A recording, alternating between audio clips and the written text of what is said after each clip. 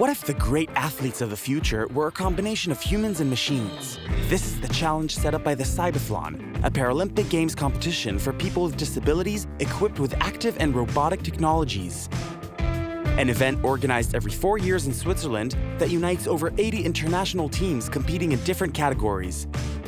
A race for amputees equipped with motorized prostheses, a race for paraplegics wearing exoskeletons, and a race for brain-machine interfaces for people who are paralyzed.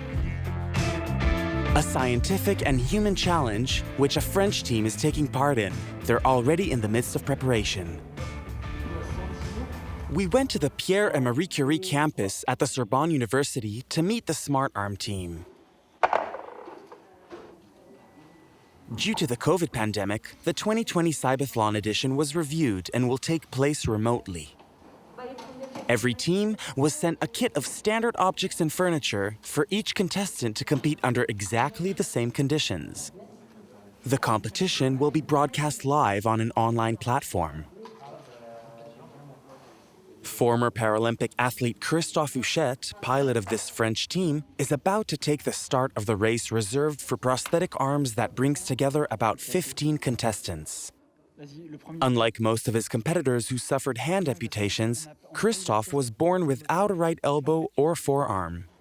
He must control a much more complex prosthetic limb throughout the different trials he will undergo. The trials will be more complicated for Christophe because on top of handling small objects with his fingers, he has to control a wrist and elbow, whereas the other people will do so in a natural and intuitive way. Yet, the wrist and elbow are fundamental to position his hand correctly, to stabilize it. This prosthetic arm here is very complete with many joints, and so it's heavier than most prostheses that people use.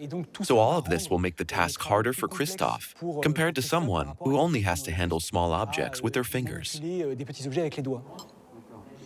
In this competition, Christophe will have less than 8 minutes to carry out a series of trials similar to everyday situations: hanging up some washing, moving objects, hammering a nail, or screwing a light bulb in with only his artificial hand.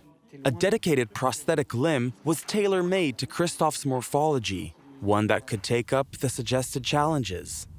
Over the course of 1 year, Charlotte Marchand and her team developed this prosthesis in the laboratory workshop. For the Cybathlon, they had to develop a robust machine that could withstand being used for long periods of time. Christophe's active participation in this process and his user feedback were precious tools to create a functional prototype. We chose to work with Christophe because our research in the laboratory focuses on the movement of the entire arm, rather than just the hand dexterity. We had to add an elbow engine, an entire joint adapted to his disability. And the control mode is also different because he either has to control it with myoelectric electrodes, where he does muscular contractions, he controls the flexion, extension of his arm, or with the so-called base and movement mode, which is based on the rest of the body compensating, which, in our control mode, includes the wrist and elbow. Training for the Cybathlon allowed the team to develop and patent this innovative mode of control. Even when we grasp an object in our everyday life, all of our body takes part in the action. By studying the movements of Christophe's body, researchers designed a process that deduces which actions his prosthetic arm must carry out. A prosthetic arm that also includes a sensory feedback system.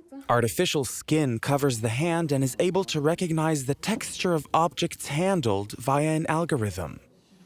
The different trials of the Cybathlon highlight many technologies which could be adapted to countless applications in the future. I've come to grips with the prosthetic arm very well and am more and more familiar with it. I feel today that we've become one. And over the months, it has become highly reliable. In my daily life, I don't wear any prosthetics at all. But maybe in 20 years' time, the technology developed by these prosthetics, made lighter and more accessible, will be adapted to young people, newborn babies, or adults. Our research is mainly about advancing the knowledge about motor control, about the body, about disabilities, about adapting a reduced or modified body. And so, our main goal is to publish such knowledge, to make the data that we collect available for industrialists who turn it into useful objects, but also for other research teams throughout the world, or initiatives with patients, organizations, fab labs that are growing more and more interested in the notions of disabilities. Although prostheses today are highly advanced technically, their control systems can still be improved.